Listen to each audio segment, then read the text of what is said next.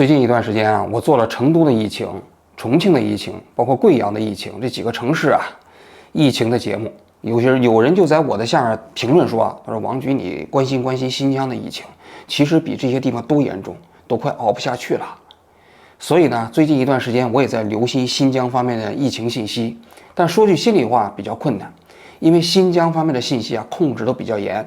你去微博上你去搜啊，新疆超话、伊犁超话、石河子超话，基本上都是那些正能量的信息。关于疫情方面的信息，但凡能够披露出来，留存时间都很短，很快可能就被咔嚓掉了。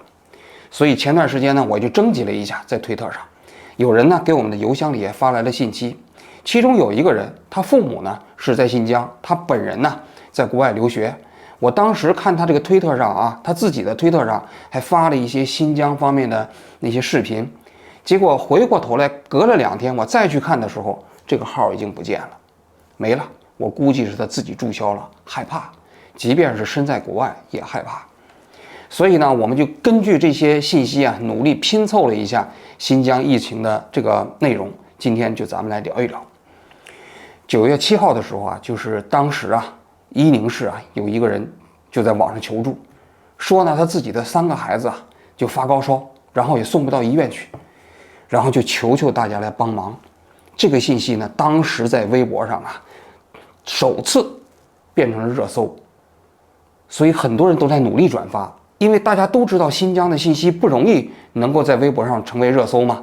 那么好容易有一个母亲在微博上为自己几个发高烧的孩子躺在地上没有人救，然后大家呼吁，这是我有印象以来新疆疫情第一次上了热搜。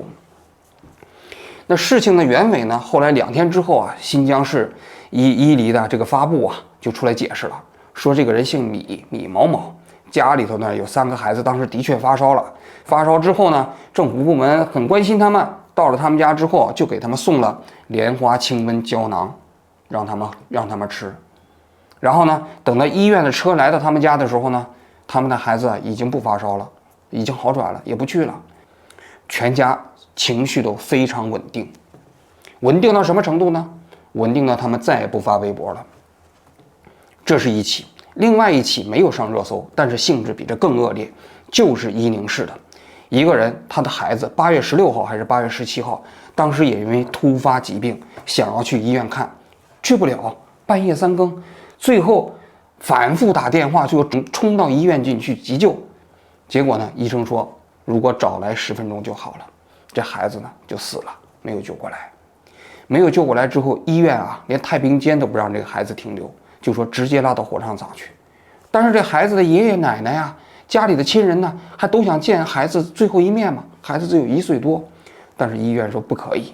这个人后来把他的信息发到了网上，就想问为什么他的孩子当时会出现这种情况。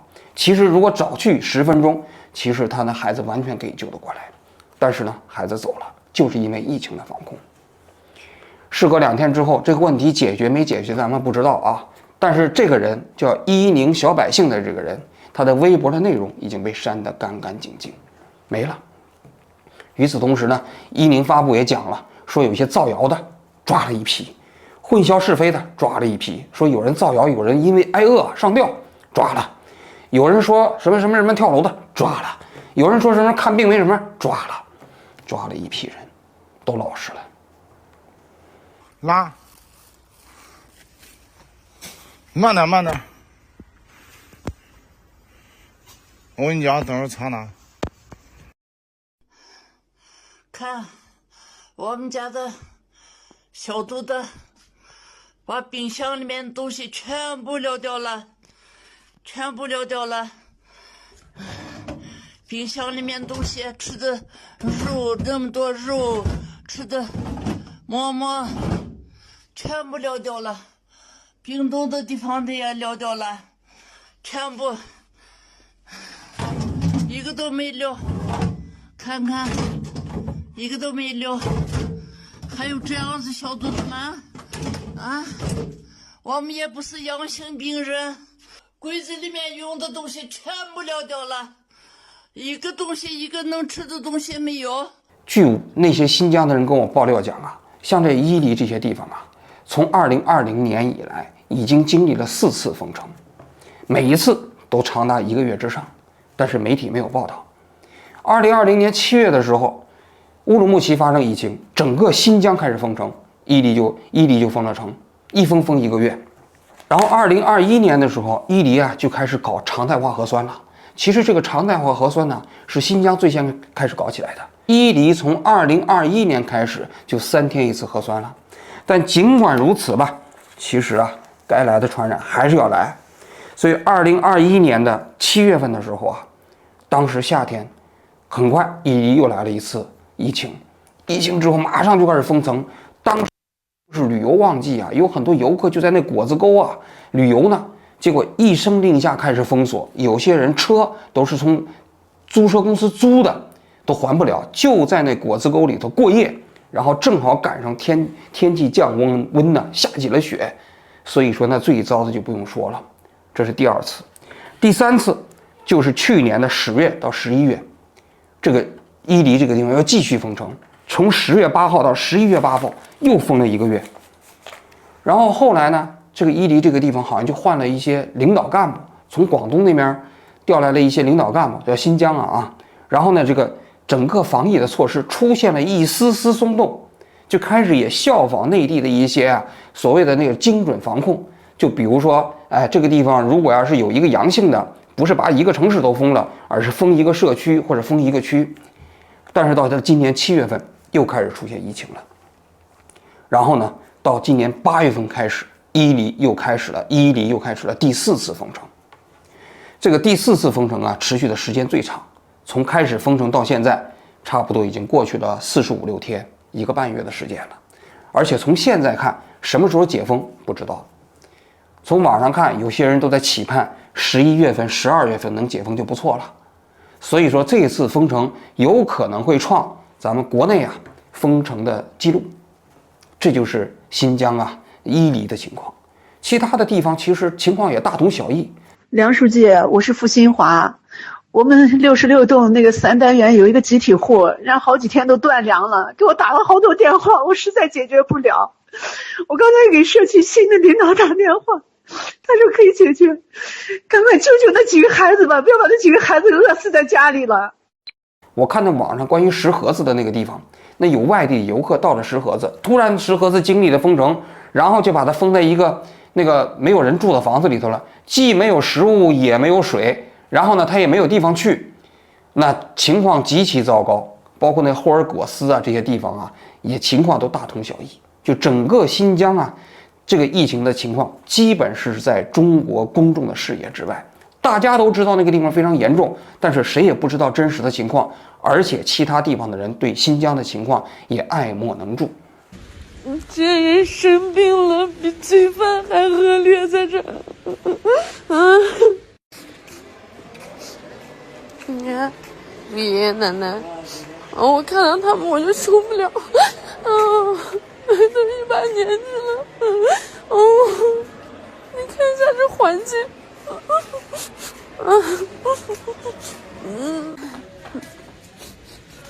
你看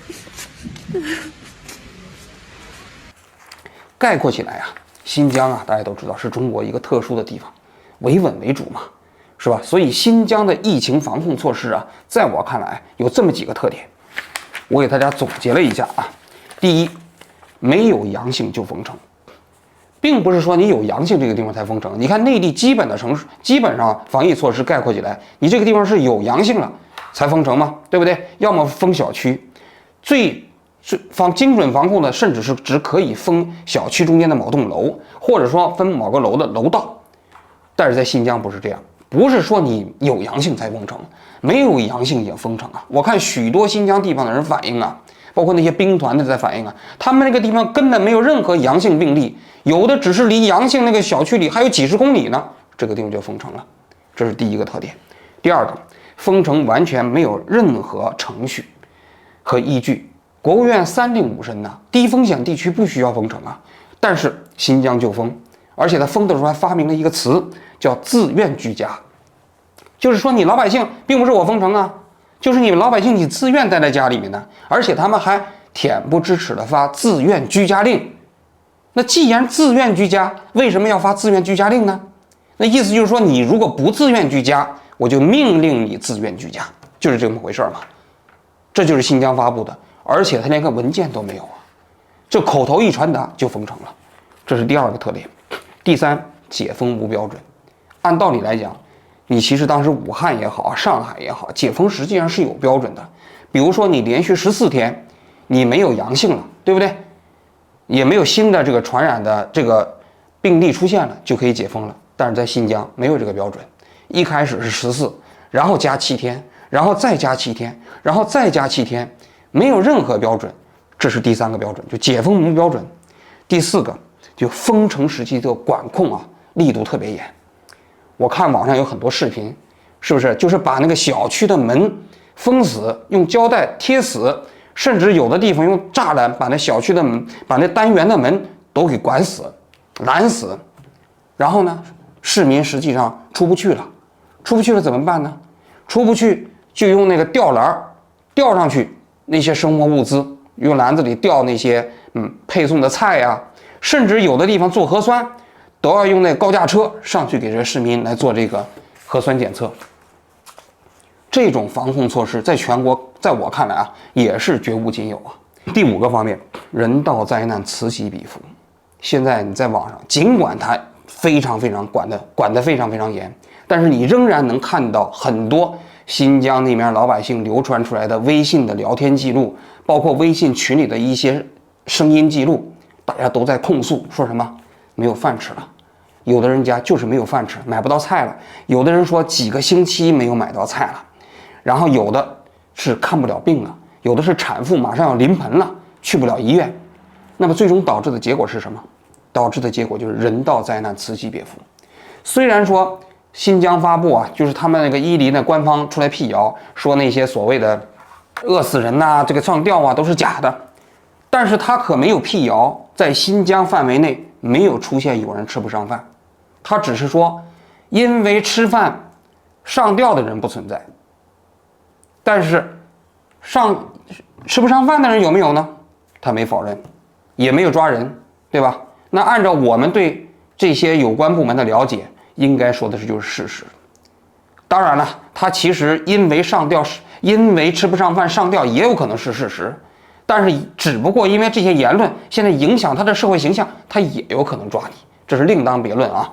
但是就我们的正常逻辑推理，在新疆现在全新疆的范围内，因为风控导致吃不上饭的现象非常普遍，并不是个例。这是第5个方面。第6个方面，百姓不敢闹，媒体不管关注。因为什么？你闹就抓你呀！我看到了很多微信群里的聊天记录啊，说不要再发这样的负面消息了，如果再发这样的负面消息，马上公安机关会来。然后有的人说通通记录在案，秋后算账。这就是现在的新疆。所以你说一般的老百姓他怎么敢随便出来闹呢？甚至我看有的人因为封控的时间太久了，都快崩溃了，主动出来要求让有关部门给他拘留了，因为他熬不下去了嘛。人家他不，你这样的话你干啥嘛？我现在贷款都还不上，那记性还天天给我打电话。那你出去能干啥活嘛？对呀、你出去干啥？我又不说，我没说干，我的意思就是让拘留我一下，不行吗？我哟，你拘留说是你们家的，你说你要钱啊？走对数吗？我没钱啊。你没钱，你进这个说好了，快回去赶快。然后媒体不敢关注，新疆本地的媒体就不用说了，其他地方的媒体也更不用说了。关于新疆方面的，没有人敢做报道，因为少数民族地区嘛，维稳第一嘛。所以在新疆发生的这些人道灾难，发生的这些令人发指的防控措施，发生的这些每天都在发生的难以让人想象的这些内容，没有办法出现在媒体的视野之中。既然说了这么多特点，我们想问一下啊，那新疆现在的疫情到底有多严重呢？到底多严重的疫情才会导致新疆采取这么严格的封控措施呢？很多人可能想不到，新疆现在每天的病例啊，加起来就只有11.2例。昨天最新的数字就是13例，就只发现13例，整个新疆比前天增加1例。你想一想，整个新疆那么大一片面积啊，100多万平方公里的土地啊，然后人口几千万啊，一共只发现13例病例，他们就把新疆的老百姓折腾这样，管成这样，这就是新疆防控的措施。然后呢，为了让新疆看起来这些人道灾难不会被人关注，他们还采取了一些缺德的办法。什么缺德的办法呢？叫话题稀释，这也是新疆发明的。什么叫话题稀释呢？就专门派一些网评员呢到网上去，然后呢就在一些新疆发布下面呢发一些正能量的帖子。他们还非常贴心的进行训练呢，说什么呢？说不能随随便便的发新疆加油、伊犁加油这么几句话，因为这种话让人看多了可信度不高。第一，第二呢，如果你要是只是什么手机多少好，那用户名字都改了，必须改成带有新疆特点的，然后发的信息大家才能。然后最后呢，就是说呢，你发的信息最好有点像朋友圈聊天的那样，随便聊天那样的信息才可信，有组织的、有批量的搞这种话题稀释，就是要把新疆现在的普通老百姓啊，想要表达出来的他们正在发生的、正在经历的这些人道灾难呢，掩盖下去。就一方面删那样的帖子，另外一方面通过这种话题稀释运动啊，把新疆的这个整个全新疆范围内出现的这个新疆防疫措施中出现的种种的惨状啊，给掩饰起来。说到这儿啊，我想说一句啊，大家西方很多人呢都说中国没有人权，确实，中国的老百姓，如果你要跟西方人比起来，人权状况肯定是堪忧，这是毫无疑问的。无论你的隐私权呢，你的不受免于恐惧的自由啊，还有你跟政府打交道的过程中间那些所谓的权利吧，肯定是跟西方国家没法比。但是我要讲啊，在全中国范围内，新疆是中国的人权洼地。如果我们以一来代替啊普通人拥有的权利，西方人的坐标，我估计中国人的这个普通人的权利啊，大概可能也就相当于0.2、0.3，就是只有人家其他的国家的这个几分之一。但是新疆啊，我要说他们的权利啊，它基本上就只有我们普通中国人的1/10。